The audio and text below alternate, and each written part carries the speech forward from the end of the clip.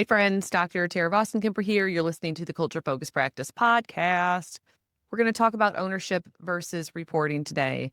Look, I'm just going to be honest. Like anecdotally, this shit gets me every time in my experiences that happened to me.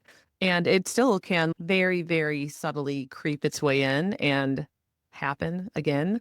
My guess is that at some point, if you are on a leadership team or you have worked on a leadership team, it's probably happened to you too if it's not currently happening. What I've noticed over my work, my years consulting with people, running my practice, is that leadership teams in particular can get really, really good at talking about problems without actually solving them. So it looks really healthy what we're doing. We're talking, we're sharing updates, we're discussing issues, we're making sure that everybody is informed. Everybody seems to really care, but we keep having the same fucking discussions over and over. We keep having the same problems over and over. That is not a sign that your leadership team is dysfunctional necessarily. Maybe it is, but that's not what that points to. To me, what that starts to point to is who is responsible? Like, where does the ownership actually lie?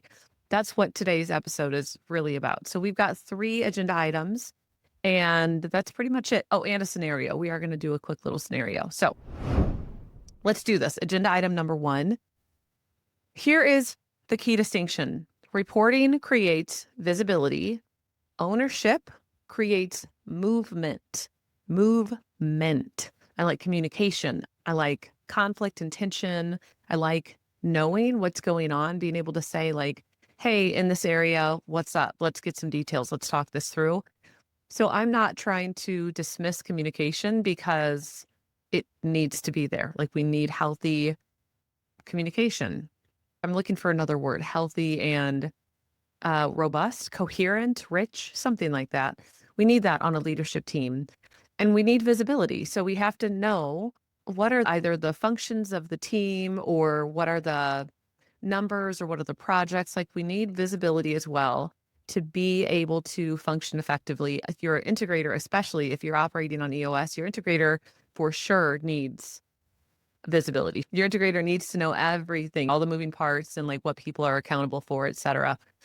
But here's what's really important. And I think this is known. My history is I'm a practicing clinician. I'm a licensed therapist in the state of Missouri. This is the same in therapy as it is in running a business. Information alone doesn't create change. Like insight alone isn't really enough to create any sort of behavioral change. That is not the only prerequisite for change.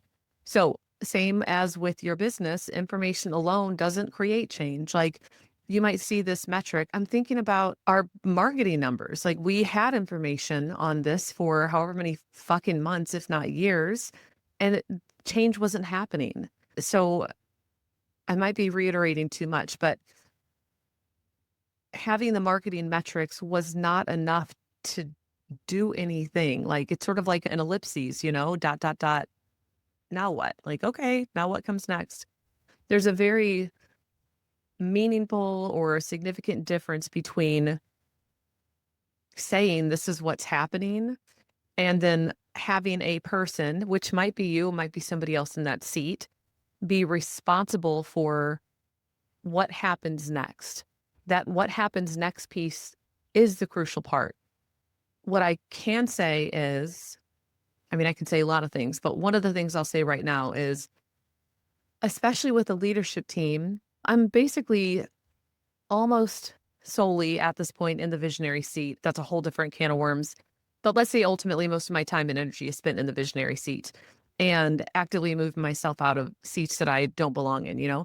But one of the seats that wasn't getting tended to was the marketing strategist seat. What I will say is that having a person in that seat, and then also somebody moving into our director of finance and admin seat, which is the one I'm currently in that I fucking suck at, that has alleviated so much stress, just like pressure and weight, knowing that this number that I'm aware of and that I feel almost like powerless to like continue to keep hold of to try to move it consistently.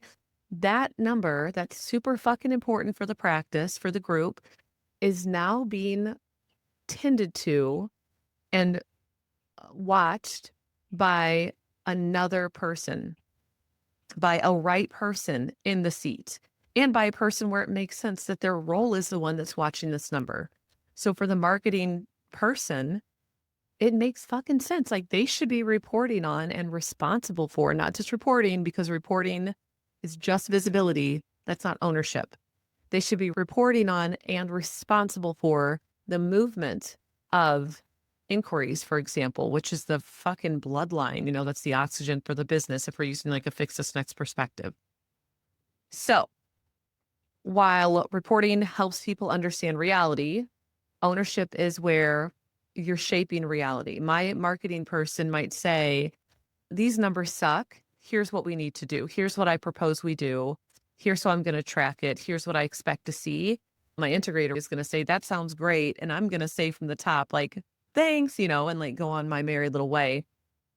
I think something to note here is that, and you might fall into this camp, sometimes leadership teams will have meetings and it feels really productive because we've talked about an issue.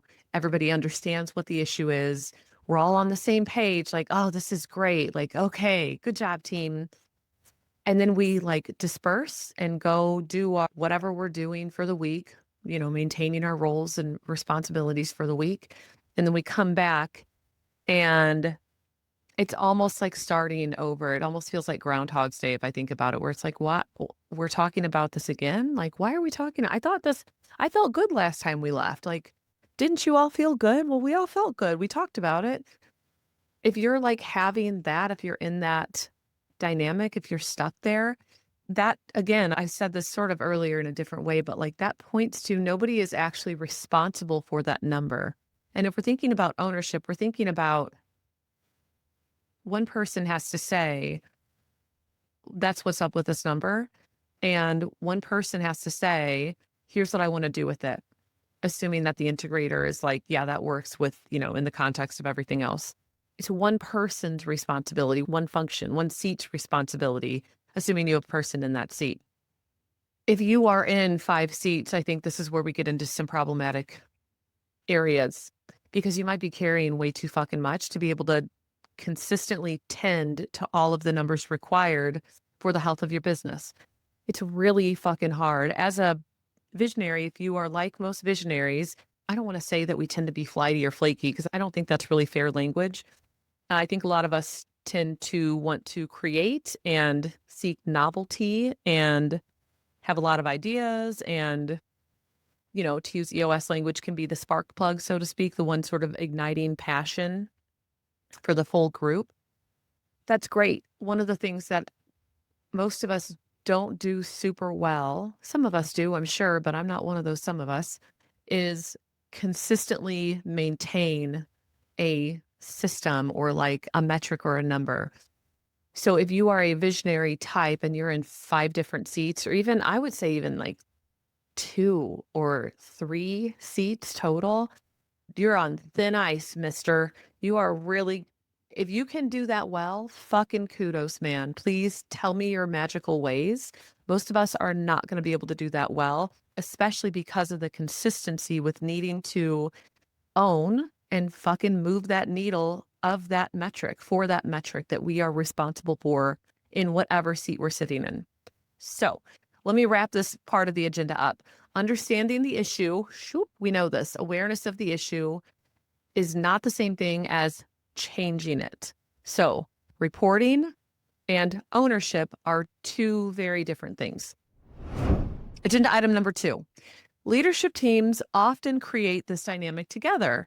So if you're thinking, well, I don't do this, I'm not guilty, it's my integrator, they're not holding the line, or it's my clinical director, it's my marketing person, fuck off, it's you, it's me too, we all do this. If your team does this, you also have played a part in that dynamic. It's all of us, bro, it's all of us. I'm not saying that we avoid ownership on purpose. I don't think any of this is intentional, honestly.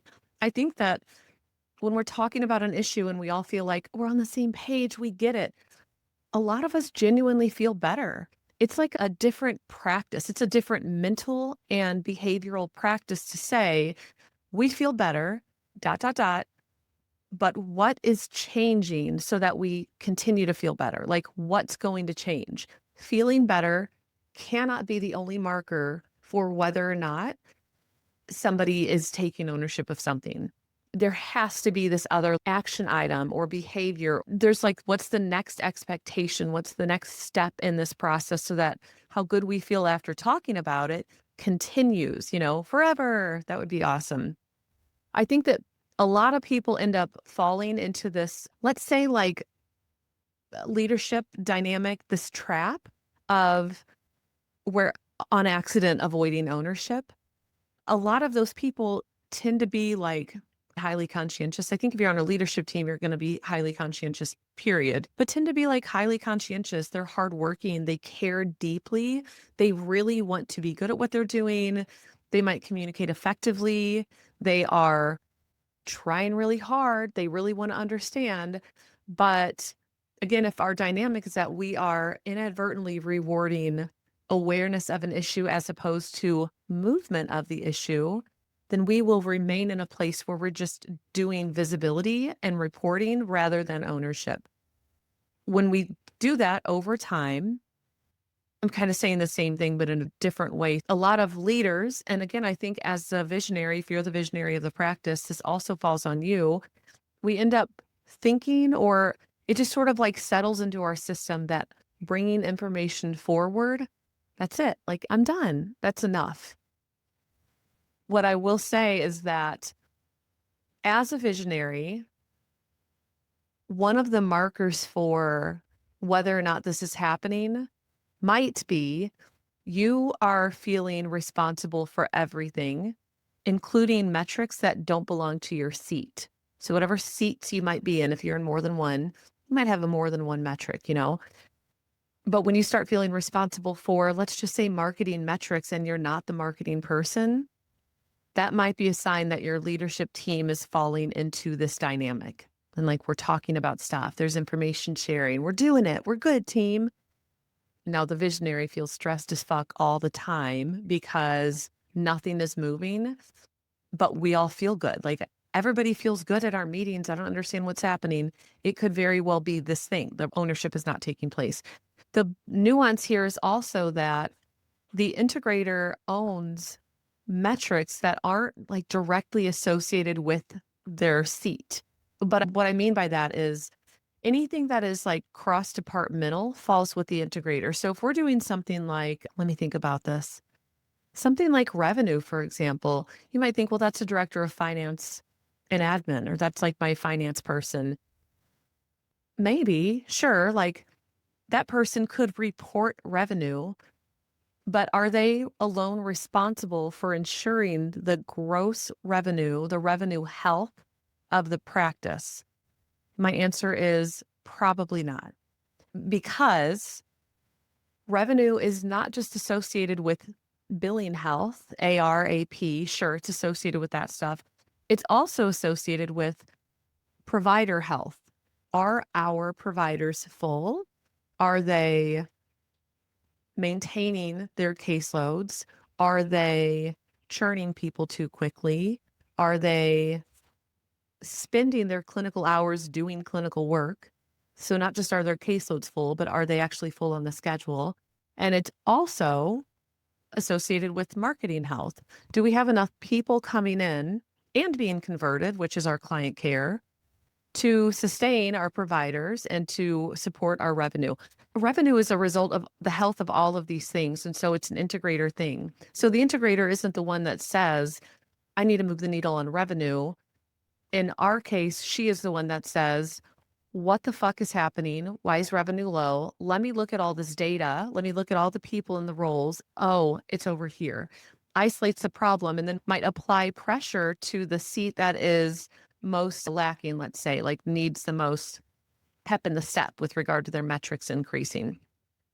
I think I'm sharing this because there's a slight difference between somebody fully being able to own a metric versus reporting, and that the person who is reporting on the metric, let's say in a leadership team meeting, for example, should be the one who fully owns that metric. So for your finance person, maybe the thing they're reporting is something like aging percentage over 60 days, or something they're reporting on is claims submitted. And so that is patterned, and that could be something that aging in particular that they can work hard to keep low, and it's isolated to that role. Maybe not claims submitted, maybe that's a bad example, but aging, let's say, is isolated to that role versus something like gross revenue is cross-departmental. So let me just close this out. The dynamic at play, the leadership team dynamic is such that if we feel better, if we tend to think like, hey, we're good, and ownership can kind of fall by the wayside. I'm saying for ownership of something should be the person who's actually responsible for moving that metric in whatever direction you want it to go into. And some of the things that people take ownership for, we need to be careful that they actually can be responsible for fully owning the metric. Using revenue as the example, it's to say the integrator, it's a cross-departmental number. It doesn't just belong with finance person. Now I'm going to move on. Let's do the third agenda item. Ownership requires something, reporting does not. Also, that's kind of a good segue from the example I was just saying. If we're thinking about ownership, what we need to think about is decision-making power, the ability and need to prioritize, and often some sense of comfort or confidence in taking action before certainty exists. I would say nothing is fucking certain except death. For me, that's it. And if that is the case, which I would say it is the case, but if that is the case, we still have to do things before we feel certain. We're probably not going to feel certain, so we need to move the needle still. Reporting is super observational. We know this. Ownership is we're doing this thing. We're going in this direction. We're going to make this move. And I'm going to keep track of the metrics to see if it actually matters. So another piece to this, and this can be really hard for not just the owners or visionaries of the practice, but also people who are leaning into taking ownership for the first time. Ownership also means accepting responsibility for what happens next. So even if you do something, if a person says, let's do this, and it goes horribly wrong, like it just doesn't work well, I don't mean to be an asshole, but yeah, that's on you, bro. Like, what didn't work well? What do we need to do different next time? And if a person continues to do things that don't work well over and over and over and over, maybe that's a sign that this is the wrong person in the seat. I think that's something to consider. Let's not go down that path, though. Let's also account for people's need to develop in a role. So if you have people initially who are in a leadership team seat and they're new to this concept of ownership versus reporting, we got to give them a little bit of grace. We have to give them a little bit of space to be able to make some mistakes. Ideally, they are learning from their mistakes and they're learning oh, this is what ownership looks like. Oh, I tried that. It didn't work. Why didn't it work? Probably because of this. Okay, don't do that next time. Let me try this next time. That's the sort of thing we want to see. You see that sort of thing with conscientious people, but also those people need to be able to integrate the feedback from the mistakes that they made. So if something doesn't go well, why didn't it go well? How do I avoid that in the future? Avoid that next time when I'm trying to move the needle with regard to the metric. The shit's uncomfortable. I think it becomes really uncomfortable for people. From a visionary perspective, from an owner, boss perspective, it can be uncomfortable because we've already learned a lot of mistakes. And sure, we have a fuck ton more to learn, but we've already learned a lot from the mistakes we've made over the years. And so the idea of somebody stepping in saying God, they're going to make mistakes too. Okay. I got to let them. I got to let them make mistakes. There's something in here that's we have to let people learn how to be a leader, be in leadership and be a leader. There's a caveat there. If it's something that's going to cost you a crazy amount of money or is going to really erode cultural health, don't let it happen. No, there are parameters around the extent to which a mistake can happen. So that aside, but from a leader perspective, it is much safer for people to report on something rather than fully own it. It's easy to say, well, I'm doing my job. I reported on this number and that's what it is. And then they look to the visionary or they look to the person above them and say, like, what do you want me to do? Well, if I'm up top, I'm going to say, I want you to figure out how to move that number. That's why I'm like pushing back ownership to that person, you know?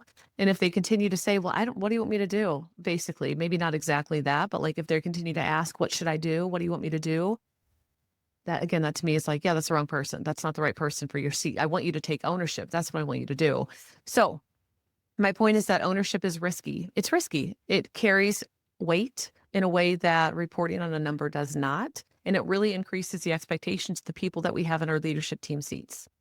So that's all I got for the agenda items. Let's do a scenario. I'm going to read this and then I'm just going to talk out loud. Who knows where it goes? A leadership team has been discussing therapist retention concerns for over a month. Ah, fucking hell, retention. Each week, the issue appears on the agenda. Updates are shared, conversations are summarized, leadership team members describe what they've observed, who they've spoken with, and what concerns still exist. Everyone leaves the meeting feeling informed. Yes. Yet, nothing materially changes. Eventually, frustration starts to build. That shit would have built for me after week 2, if I'm being honest. One leader feels like they're carrying the issue alone. Another believes they're helping because they're consistently providing information. A third assumes someone else owns the outcome because the topic always seems to belong to somebody. Nobody is avoiding responsibility. Nobody is disengaged, yet the issue remains unresolved. The team slowly realizes they've become highly effective at discussing the problem without ever establishing who is ultimately responsible for creating movement. Okay. The part where it says nobody is avoiding responsibility, yes, they are. Not on purpose. I'm not saying they're actively avoiding it, but nobody is taking responsibility.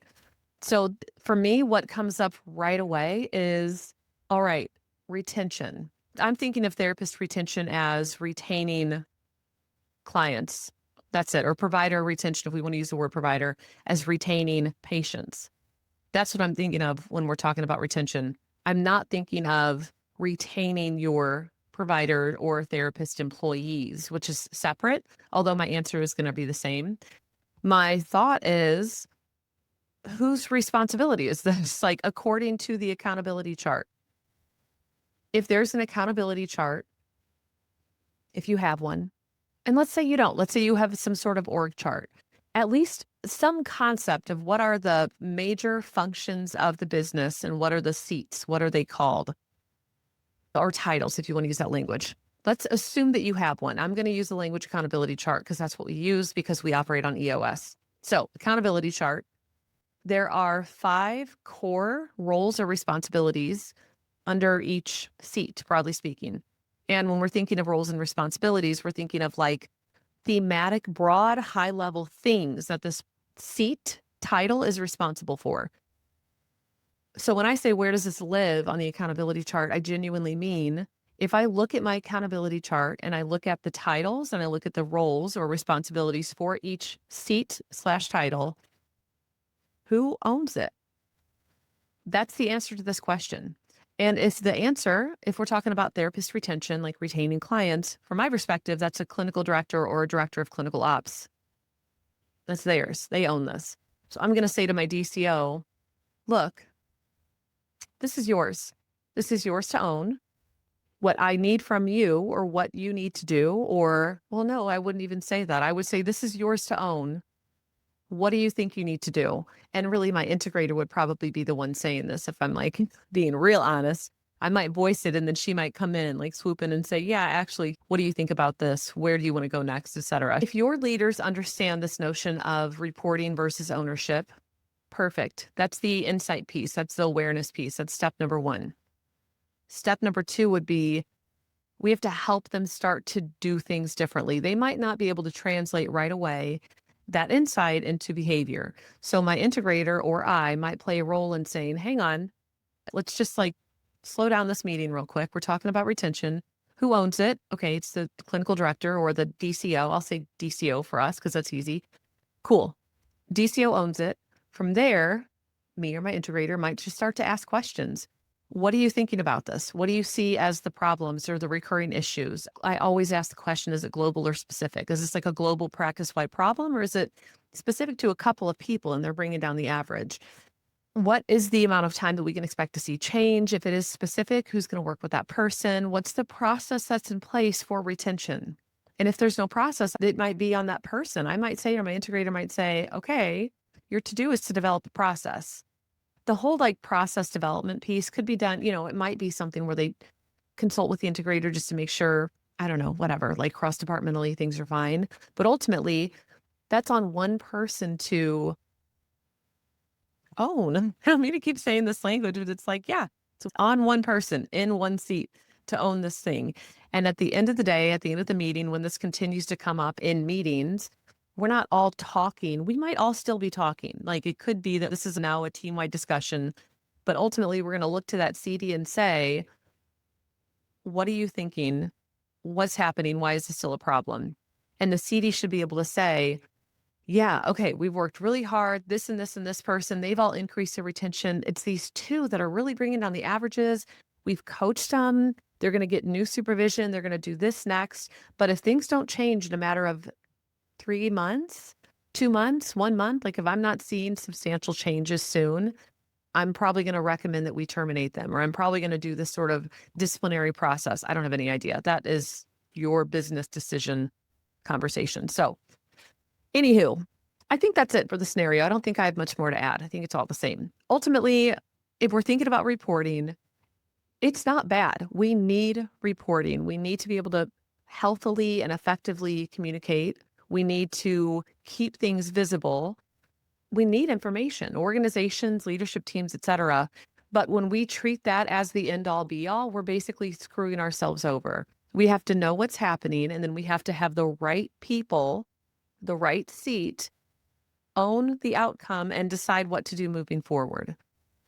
So while these things can sound similar when we talk about like, well, they report this number, that's great, but who owns it? That distinction is really fucking important. So that's all I got. Thanks for hanging out with me today. If this episode got your wheels turning, I would love for you to stick around. You can, of course, subscribe wherever you're listening. If you are interested in more ramblings about leadership culture, EOS, and all the weird fucking ways humans make organizations harder than they need to be, head over to my website and join the email list. Until next time, make sure you take care of yourself and the people around you. The shit is hard and we are better together. See ya. Bye.